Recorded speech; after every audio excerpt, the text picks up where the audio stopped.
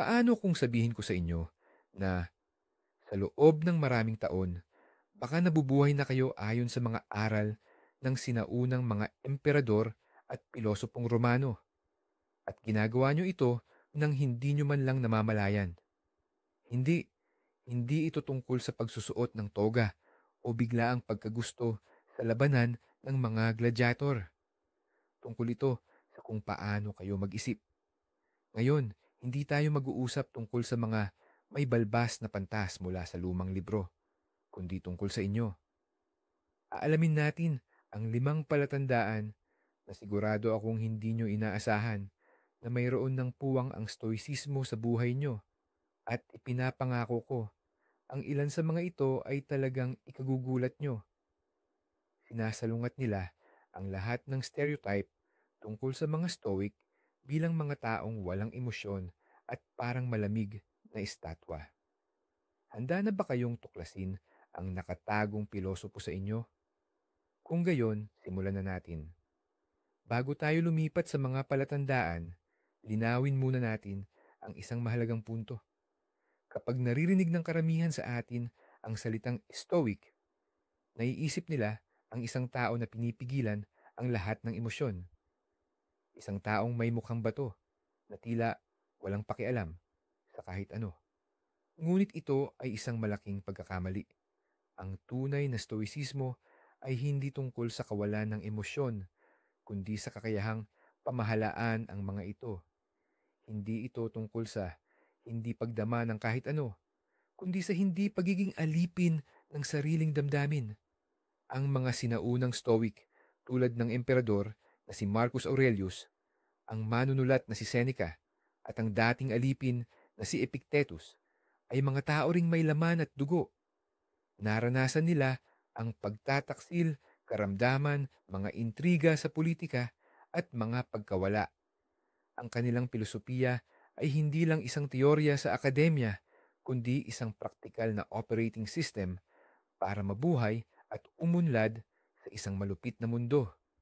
Ito ay isang hanay ng mga kasangkapan para makamit ang kapayapaan, tapang at karunungan. At tulad ng napagtanto, marami sa mga kasangkapang ito ay likas na nating ginagamit kahit ngayon. Kung gayon, narito ang una at marahil ang pinakamahalagang senyales. Sa isip mo, hinahati mo ang mga pangyayari sa 2 kategorya, yung mga kaya mong kontrolin at yung mga hindi, at sinisikap mong huwag magsayang ng lakas o emosyon sa mga hindi mo naman talaga kontrolado. Isipin mo na lang ang sitwasyon. Nakasakay ka sa traffic at huli ka na sa isang napakahalagang pulong. Nariyan ang ingay ng mga busina at halatang iritable na ang lahat. Pero ikaw, sa halip na pukpukin ng manibela at magmura sa buong mundo, huminga ka lang ng malalim. Magbubukas ka ng paborito mong podcast o kaya'y tatawag ka para ipaalam na malelate ka. Naiintindihan mo na hindi naman aalis ang traffic sa kakasigaw mo. Yan ang tinatawag na dichotomy of control sa gawa. Hindi mo kayang kontrolin ang daloy ng trapik, ang lagay ng panahon, ang pandaigdigang ekonomiya, o kahit ang mood ng iyong boss. Ngunit buong-buo mong kontrolado ang iyong reaksyon sa lahat ng iyan. Kontrolado mo ang iyong mga iniisip, ang iyong mga salita, at ang iyong mga kilos. Ang simpleng kaisipang ito ay parang isang epektibong pampakalma para sa mga naguguluhang isip. Ibinabalik nito sa iyo ang pakiramdam na may kontrol ka sa sarili mong buhay, kahit pamukhang ang lahat sa paligid ay nagkakagulo. Hindi ito pagiging baliwala o walang pakialam. Ito ay matalinong pamamahagi ng iyong enerhiya. At kung ganito ka, binabati kita, nag-iisip ka na parang isang stoic. Suriin natin ng mas malalim ang unang prinsipyong ito dahil ito ang pundasyon ng lahat. Hindi lang ito tungkol sa trapiko o maliliit na abala. Ito ay para sa kabuuan ng iyong buhay. Halimbawa, hindi ka na-promote sa posisyong inaasahan mo. Sa halip na magalit ng matagal sa tingin mong hindi patas na amo, Susuriin mo ang sitwasyon ng objektibo. Ano ang nasa loob ng iyong kontrol? Ang kalidad ng iyong trabaho, ang paghahanda mo sa interview, at ang pagpapaunlad ng iyong mga kasanayan. Ano naman ang wala sa iyong kontrol? Ang personal na opinyon ng boss, ang budget ng kumpanya, o ang pagkakaroon ng ibang kandidatong masakma. Ang stoic na pamamaraan ay nakatuon sa pagpapabuti ng sarili. Maaari kang mag-enroll sa karagdagang kurso para mas lumalim ang kaalaman mo, o kaya naman ay i-update ang iyong resume at humanap ng oportunidad sa ibang kumpanya. Sa ganitong paraan, inililipat mo ang iyong enerhiya mula sa walang saysay na galit tungo sa makabuluhan at konstruktibong aksyon. Ganoon din sa relasyon, hindi mo pwedeng pilitin ng ibang tao na mahalin ka o magbago para sa iyo. Ngunit kontrolado mo kung paano ka kumilos, kung gaano ka katapat at kabukas sa kanila. Ang pagtutok sa iyong kontrolado ay hindi tanda ng kahinaan, kundi tanda ng napakalaking panloob na lakas at kapanahunan. Narito ang isang nakakagulat na pananaw sa konseptong ito. Ang mga taong sumusunod sa prinsipyo ng pagkontrol, ang pag-alam sa mga bagay na kaya mong kontrolin at sa mga hindi, ay madalas na nakikitang mas epektibo at mas swerte sa paningin ng iba. Ngunit hindi ito mahika. Ang sikreto ay hindi sila nag-aaksaya ng oras at mental na enerhiya sa mga bagay na hindi nila kayang baguhin. Isipin na lang, mayroon kang 100 unit ng enerhiya sa isang araw. Ang karaniwang tao ay gugugulin ang 50 sa mga ito sa pag-aalala sa nakaraan, pagkabahala sa hinaharap, at galit sa kapwa. 50 na lang ang matitira sa kanya para sa mga tunay na mahahalagang gawain. Ang taong may stoic na pananaw sa mga bagay na walang kabuluhan ay 10 unit lang ang nauubos. Ito ay dahil agad niyang nasasabi sa sarili, hindi ko ito kontrolado, at 70 unit ng enerhiya ang matitira sa kanya para sa trabaho, pamilya, libangan, at pagpapabuti ng sarili. Simple lang, mas malaki ang kanyang mapagkukunan ng enerhiya para makamit ang kanyang mga layunin. Kaya naman, kung napansin mo sa iyong sarili na madali mong binibitawan ang mga sitwasyong hindi mo kayang impluwensyahan at sa halip ay nakatuon ka sa sarili mong mga kilos, alamin mo na ginagamit mo ang isa sa pinakamabisang diskarte para sa pagiging produktibo na natuklasan na 2,000 taon na ang nakalipas. Paano mo nga ba ito maisasabuhay ng may kamalayan? May isang simpleng ehersisyo para dyan.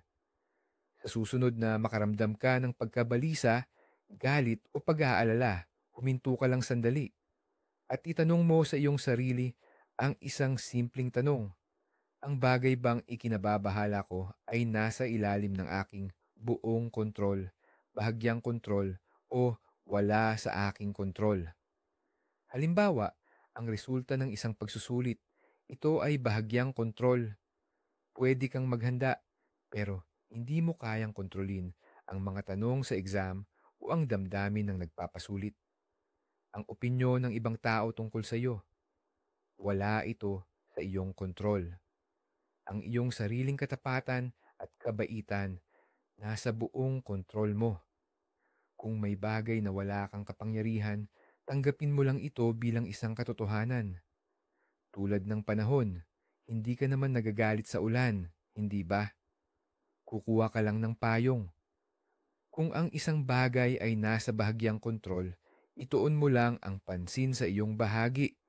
Gawin ang lahat ng makakaya mo at hayaan mo na ang kalalabasan.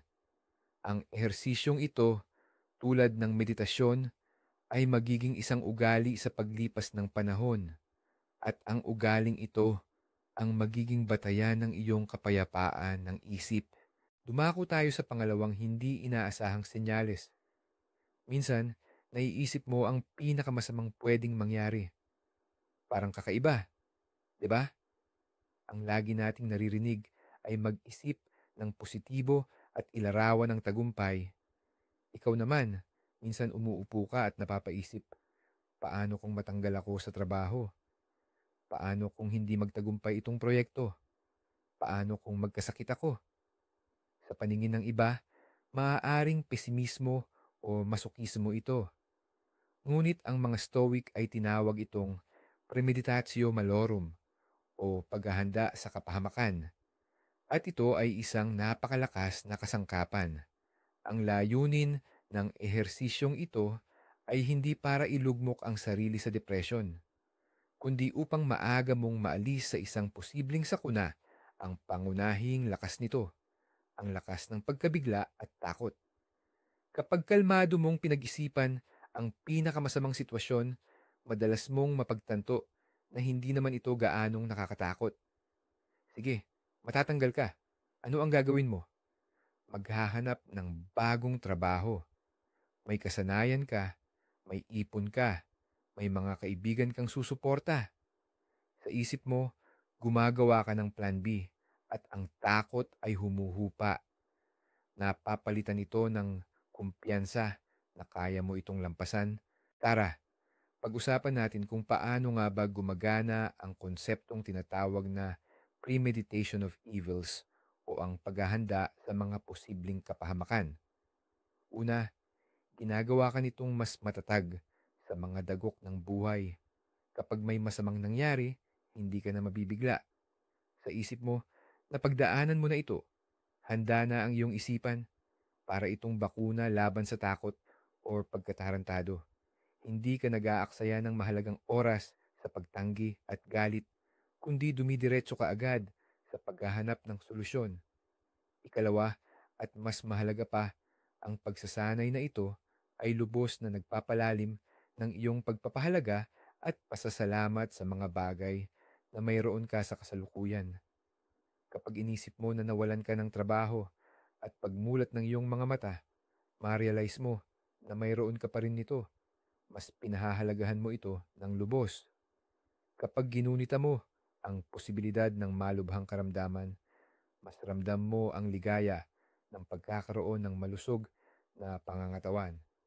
Ang kaibahang ito ang nagtutulak sa iyo na pahalagahan ang maliliit na bagay na karaniwan mong ipinagwawalang bahala.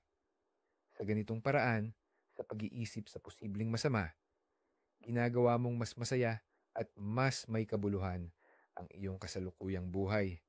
Ito ang paradox na natuklasan na ng mga Stoic ilang libong taon na ang nakalipas. Mahalagang linawin ang isang maling akala. Ang pagsasanay na ito ay walang kinalaman sa tinatawag na batas ng paghatak sa negatibong kahulugan nito. Hindi mo inaakit ang kamalasan sa iyong buhay sa pag-iisip lamang nito. Hindi ganoon gumagana ang ating isip.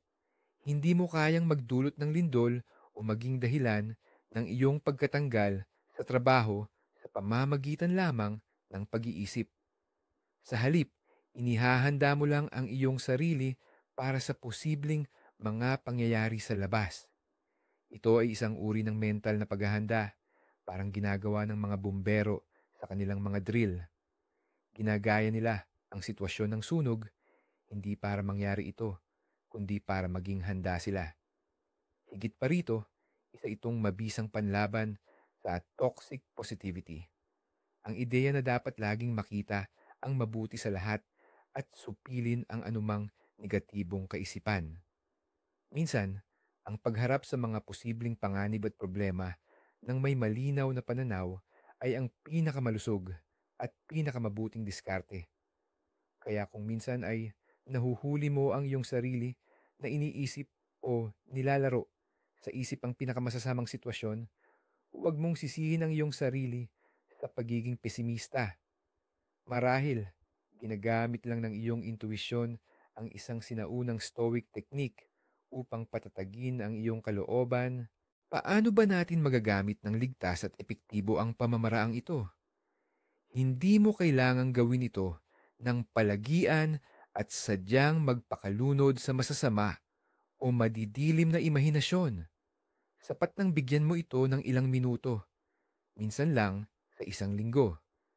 Pumili ka ng isa sa mga pinangangambahan mo.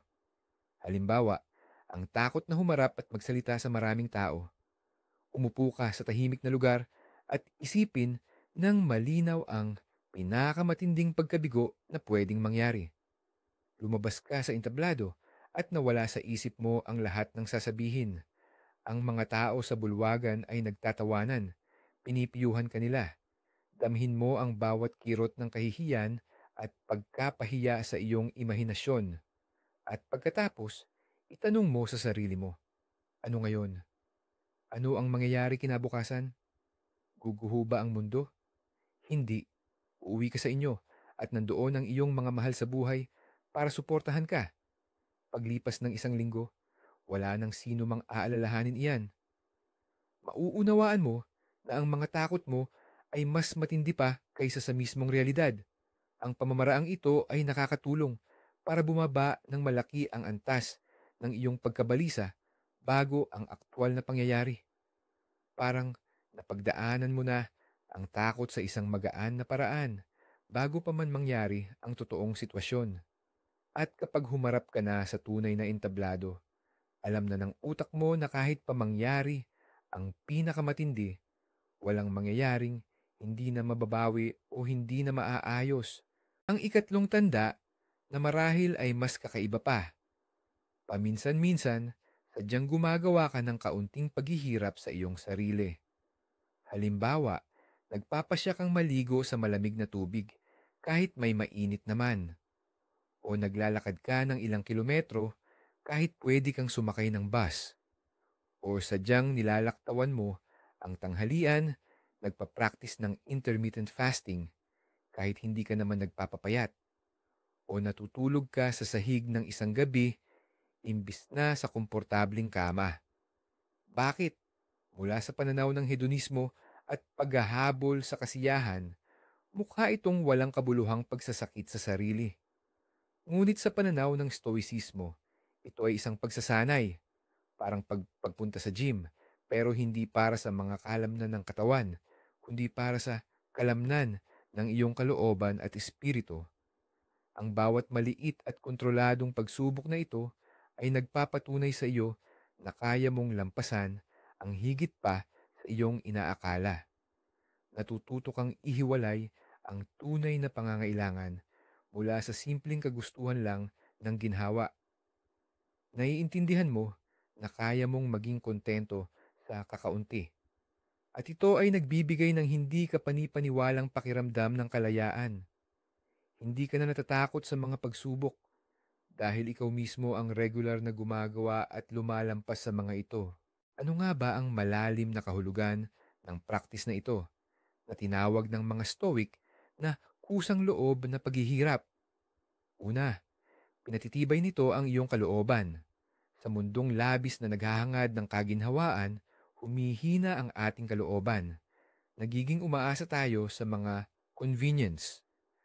Nasira ang elevator. Trahedya. Nawala ng internet ng isang oras.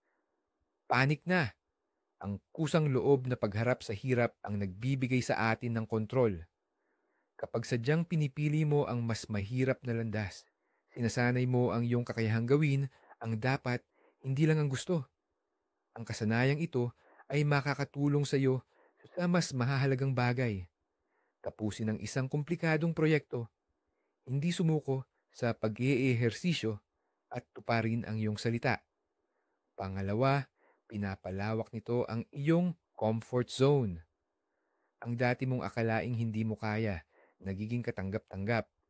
Halimbawa, ang malamig na shower ay nakakagulat sa simula, ngunit sa loob ng isang linggo, masasanay ka rito.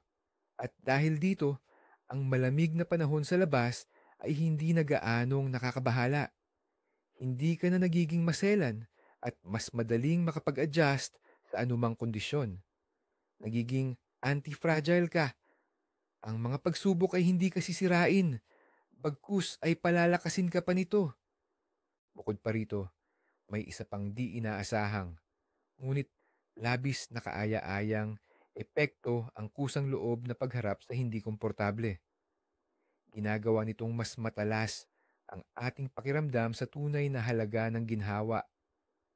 Matapos ang isang buong araw na nakatayo at nagtatrabaho, anong sarap umupo sa isang malambot na upuan.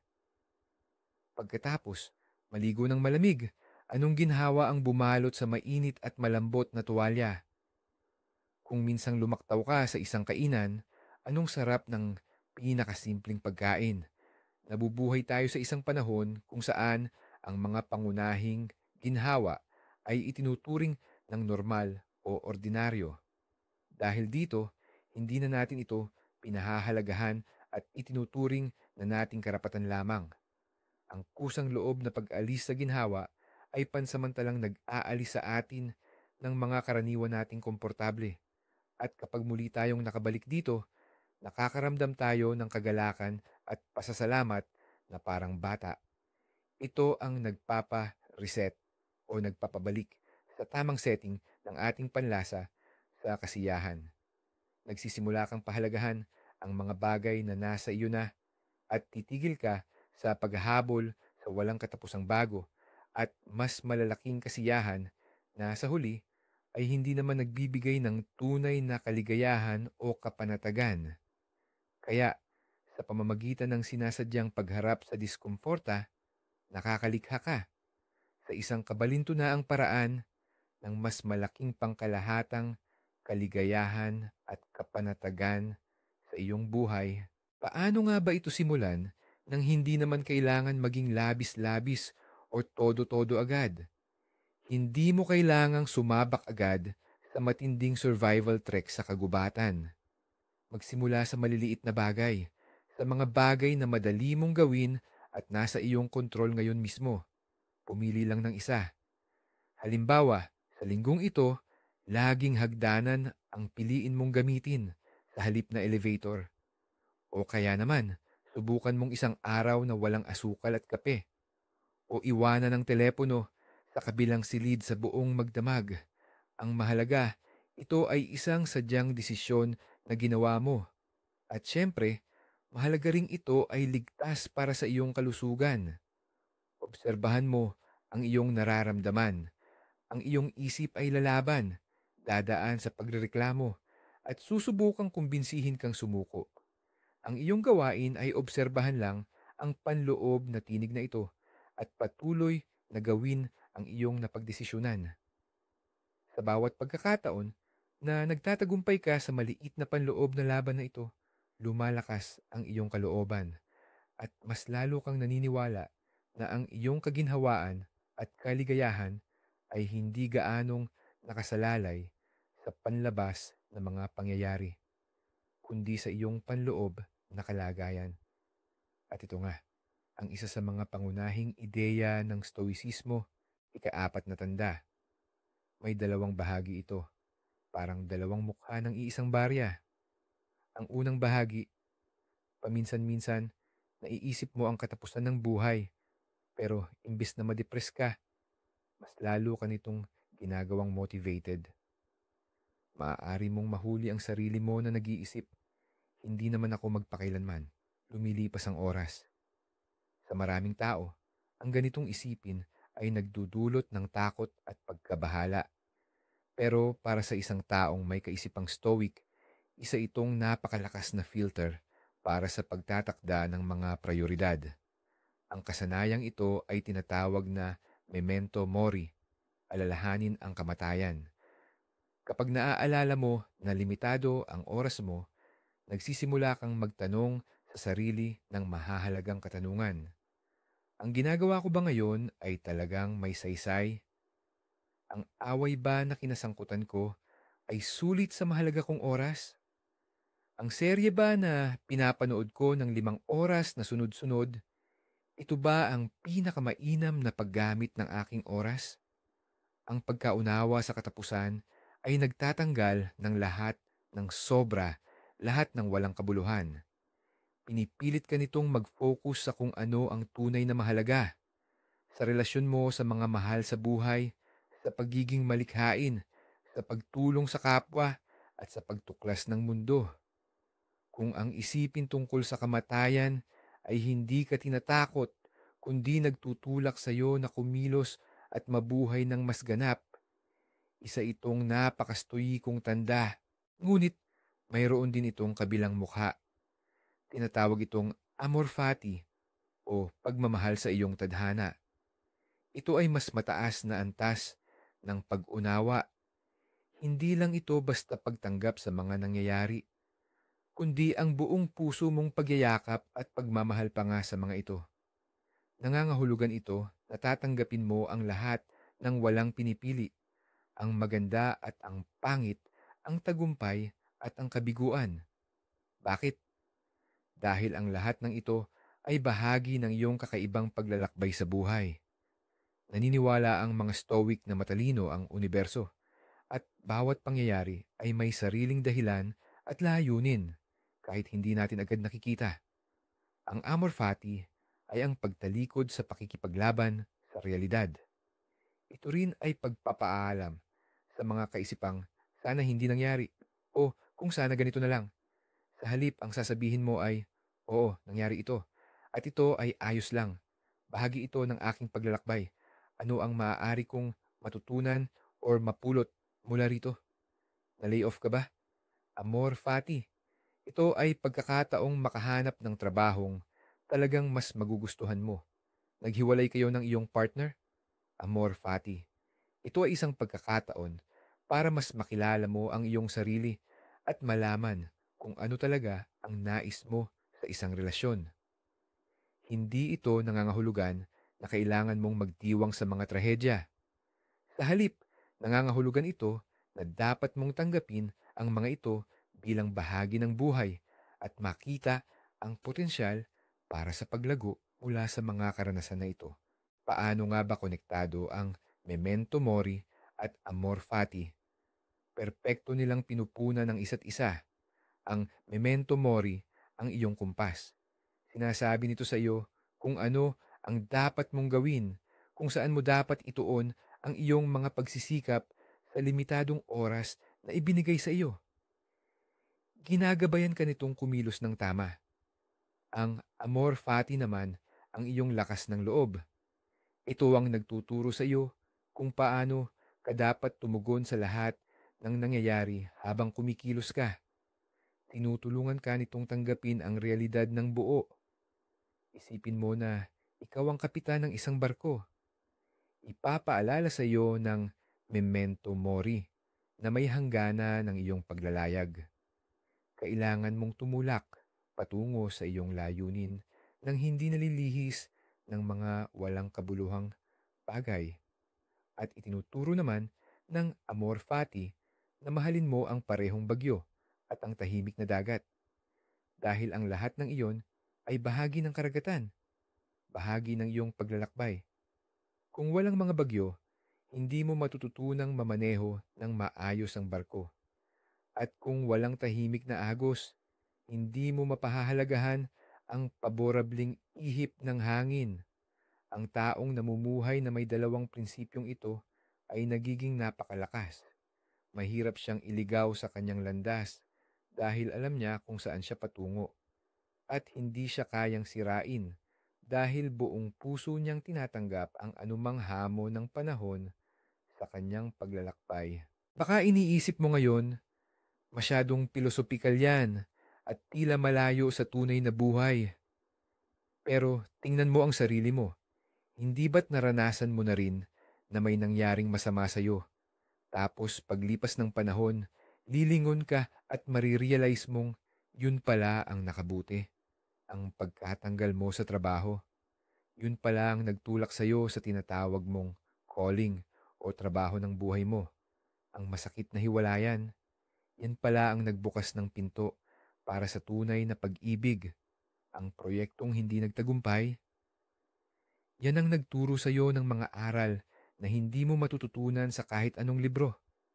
Kung may ganoon kang karanasan at natuto kang magtiwala sa prosesong ito, sa totoo lang, isinasabuhay mo na ang amor fati.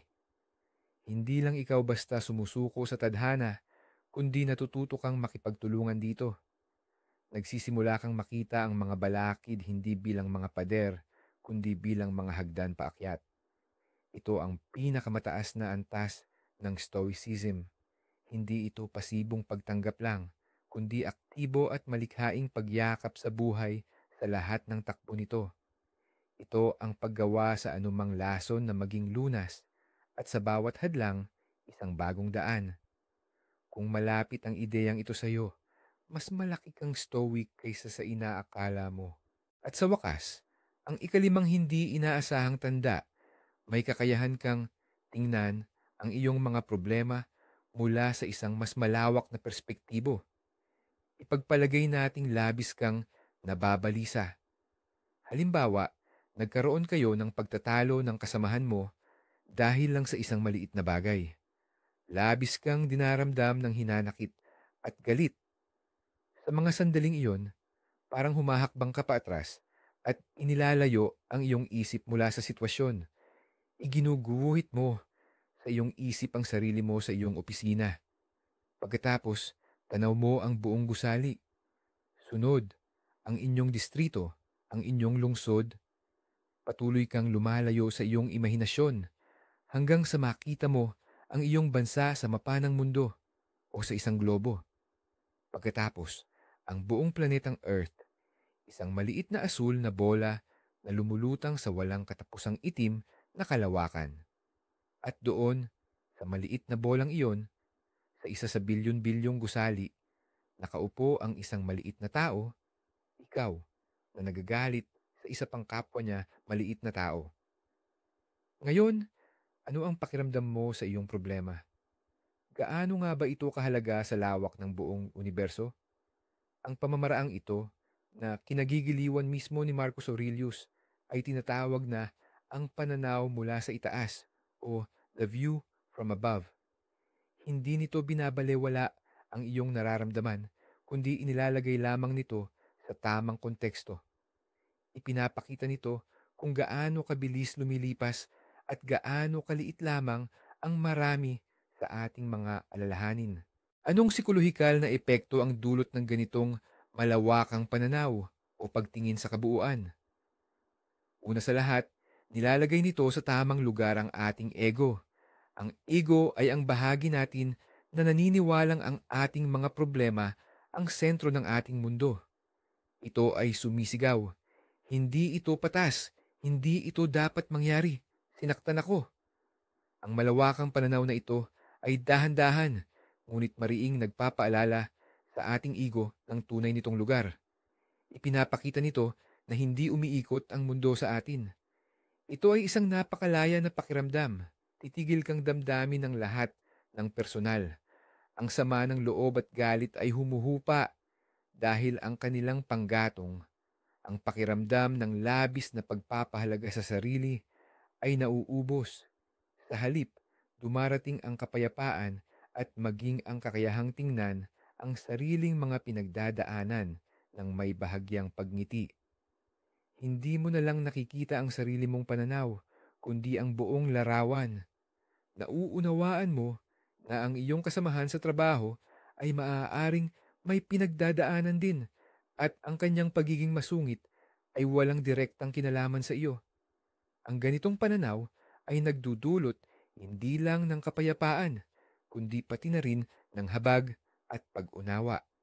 Nagiging mas matalino at mapagpasensya ka para sa iyong sarili at sa iba. Mahalagang maunawaan, ang tinatawag nating pananaw mula sa itaas ay hindi isang paraan para takasan ang mga problema o magkunwari na wala sila. Hindi ito ang pagsasabi sa sarili na maliit lang ang problema ko, hindi ko naiisipin yan. Ang nararamdaman mo ay totoo at mahalaga. Ang diskarting ito ay hindi upang balewalain ang iyong mga pinagdadaanan, kundi upang bigyan ito ng tamang pananaw. Parang pagtingin sa isang obra sa museo. Kung lalapit ka ng husto, makikita mo lang ang bawat pahid ng pintura. Para lubos mong mapahalagahan ang buong canvas, kailangan mong lumayo ng ilang hakbang. Ganoon din sa mga problema. Kapag nasa loob tayo ng sitwasyon, ang nakikita lang natin ay hinanakit, takot o galit. Ang pananaw mula sa itaas ang nagbibigay daan sa atin na lumayo sa ligtas na distansya at makita ang buong larawan, ang mga sanhi, ang mga epekto, at ang posibleng solusyon. Nakakatulong ito para lumipat tayo mula sa emosyonal na reaksyon tungo sa rasyonal na pagsusuri. Kaya kung nahuli mo ang sarili mo na sa mga sandali ng stress ay likas mong sinusubukang umangat sa sitwasyon at tingnan ito mula sa labas, alamin mo na ginagamit mo ang isa sa pinakaeleganting kasangkapan ng karunungang stoiko. Paano nga ba isasagawa ang simpleng pagsasanay na ito ng may buong kamalayan? Napakasimple lang nito at hindi mo na kailangan maglaan ng espesyal na oras para dito.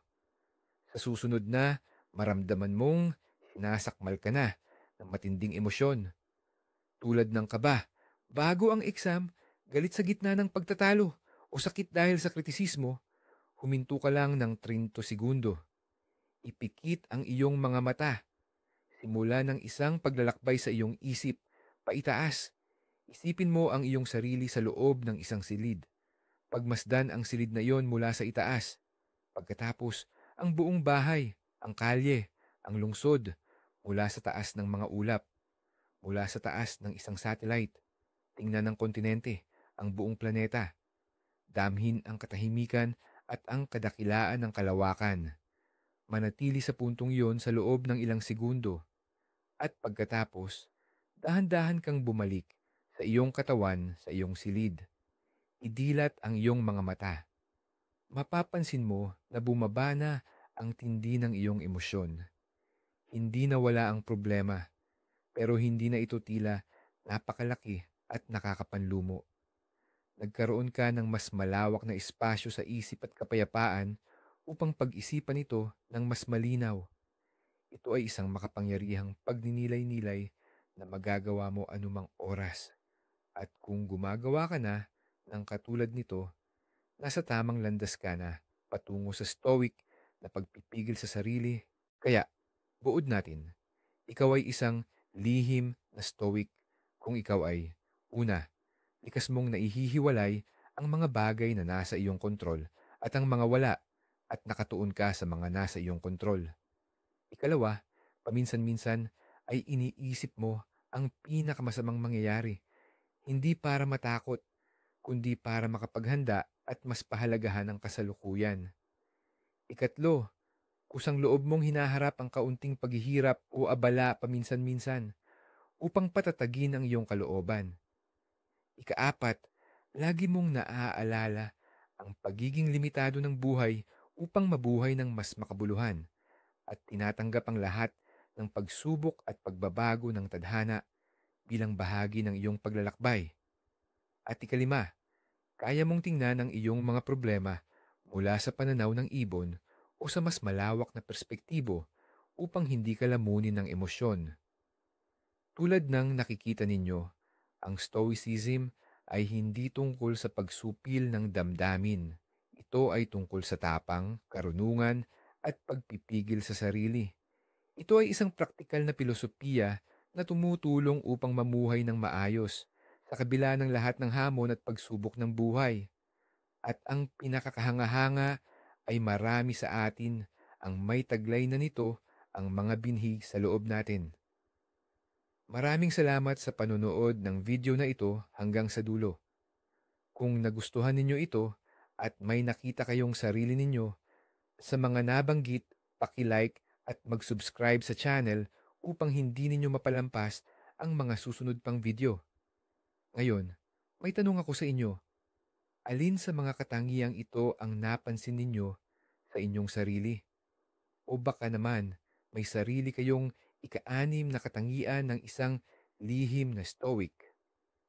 Ibahagi sa comment section. Gustong-gusto kong basahin ang inyong mga karanasan at kwento